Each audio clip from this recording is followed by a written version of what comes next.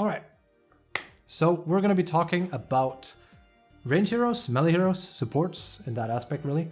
And we're going to talk about the kind of like the difference between the two and maybe why you should pick, range supports and why you should pick melee supports.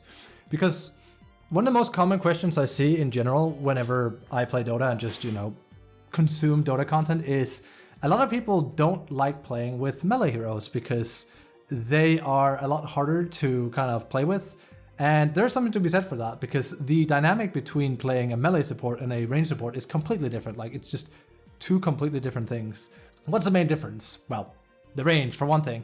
You, as a melee support, you don't have the range that a range support has, and that affords you less potential and luxury in lane as far as usually trading blows is concerned, because you always have to take this range into consideration of like where the enemy support is, where's the enemy carry, and that obviously completely changes how much damage you're capable of doing, because if they're close to their tower, you will be going potentially out of position in order to harass them, which isn't possible. So the reason why I really wanted to cover this more than anything is I wanted to put a lid sort of on like, is it bad to pick position 4 and 5 melee heroes? And obviously, of course it's not. One of the best heroes right now for winning lanes is still Undying, even post all his nerfs. And he's a melee hero, and he's largely seen as this hero that can almost contest, well, I mean, he can, not just almost, he can contest certain lanes all on his own, just by virtue of being, well, Undying. It's what Undying does, right? He just goes to lanes, he presses decay, and he just beats the shit out of someone. Like, that's what he does. It's really fucking terrifying, really. And he can do this because of, like, the way decay works and the way he can just, like, walk people down, right? But not every melee hero has this potential.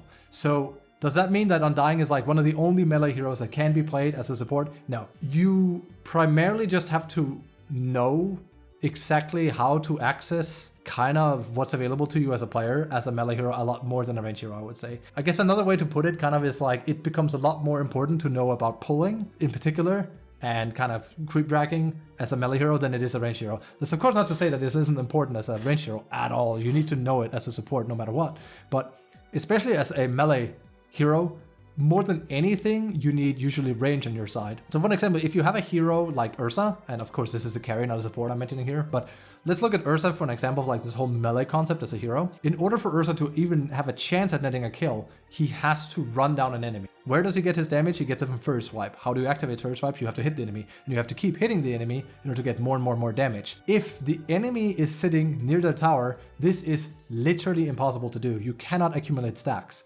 But on the other hand, if the lane does find itself closer to Ursa's tower, he's able to do this reliably by running down the enemy, acquiring stacks, and acquiring damage. But the only way that can be accomplished is if there's a lane pull. This is where this whole aspect and dynamic of like the ranged melee support comes in that I wanted to talk about, where melee supports kind of, not all of them of course, but very frequently they work in a similar fashion to this whole Ursa concept, where in order for them to access their kit, in order for them to be able to really thrive on lane and be able to like support and help their teammate, they need this distance game to be covered, and the easiest way to do that is, you guessed it, by pulling. So it's so important to know that as a melee support in particular. For example, if we take Clockwork into account, where does Clockwork's damage really come from? Well, it's primarily from his Q and from him right-clicking. Much like the whole Ursa thing, he cannot chase down a target and get battery assault off and do a lot of damage to the target if they can just dug in under tower immediately. On the other hand, if there is a pull, he can try to be aggressive towards people trying to stop him from pulling because they're now coming towards him, which is precisely what Clockwork wants.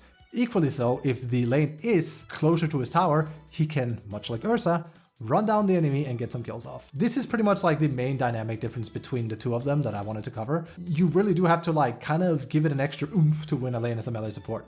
It is inherently harder because a lot of the time as a range support, you can just, I mean, depending on which range support we're talking, of course, but you can kind of just wail down the enemy if you know how to do it and like just utilize this gap in distance and like availability as far as like harassing is concerned to your advantage. And especially if we're dealing with like a double melee lane, like if we say we have Magnus off lane and Tusk off lane together, so 4 Tusk, Magnus 3, if you're like a Veno 5 and a, let's just say Razor 1, that is not a good time for those two. They have to find a way to get that lane to work in their advantage. Basically, like, Tusk really has his work cut out for him. He really needs to, like, he has to either creep drag or he has to pull. He really has to, like, find a way for Magnus and him to get some form. It's not a good time. There are, of course, times where you really should consider this, especially if your 3 shows he's already going to pick Magnus or something. You need to, like, be a bit wary. But again, it's not impossible. I just wanted to cover like this whole aspect of like, you don't have to be afraid of picking melee support. You can certainly do a lot with them. It's just more like, how do you carry it? How do you bring it to the lane? And how do you access you being a melee support, you know? So if we go into the game here, just as a bit of an example, I'm going to do this. So for an example, we have Earthspurt here. And what I wanted to show is we have Rubik over here. There is this whole gap that I was talking about where Rubik has this effective range over ES, which is so strong. Because at any point in time during laning, if we say the two cores are out here farming together, or like not farming together, but like they're, you know, they're farming, like they're playing the field out here. It's not uncommon to be in a situation where the 5 will try to be aggressive towards the 4, yeah? So when that happens, it's very important that as a melee that you kind of like make the most out of it, because again, Rubik has that range advantage on you, right? So he can attack from here, you have to go all the way up close. And this is usually a common theme for melee supports, especially at lower levels, where it's really hard before you have levels, because normally you need like multiple things. For example, we have Tusk again, we have like Ice Shards and Snowball. You need at least 2 levels to get that. And if you have those 2, you won't have Tag Team either, right? Rubik doesn't really need anything other than just Fade Bolt and right clicks to win a lane. So he just needs level 1 effectively to win the lane.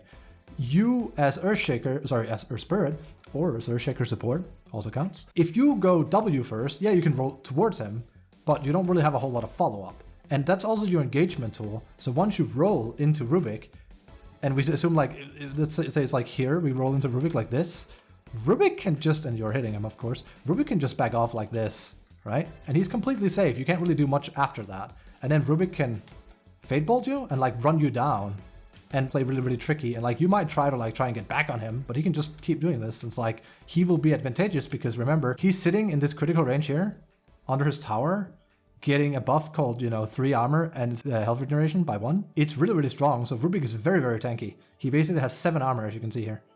So he basically gets to like reap all the benefits. And this is exactly why that whole pulling thing is so important I was talking about. What will happen when your creep wave comes up here and you basically pull it? Well, they're gonna run this way in here, and then enemy creeps are gonna come down here. And either you can drag them towards here and like pretty much try to get all your creeps killed, or you could try and keep it here for you and your carry. And then when Rubik comes down, suddenly he's in a lot more trouble as a hero because he can't just duck under his tower anymore, right? He's playing on your field. You're actually the one that can kind of dip in and out here if he wants to play aggressive, also with your carry. And you're probably also level 2 or 3 by then. So now you have a lot more killing potential as a melee hero, right? Because you can just roll in on Rubik and like kick him backwards. There's like all these plays you can do. Plus you have your carry here. So really what it just boils down to is that you just need to find access on your melee heroes. You just need to like be active. One of the worst things you'll usually see is you'll have a Putch kind of park himself here. We can even change this over to Putch if we do it like this. You'll have like a position 1 Putch player, and Putch doesn't have to be bad as a support. I don't mind it. It kind of depends entirely how people play it. But the atypical bad Putch player support will just sit here, you know, typically miss hooks and then go like, oh, that's too bad.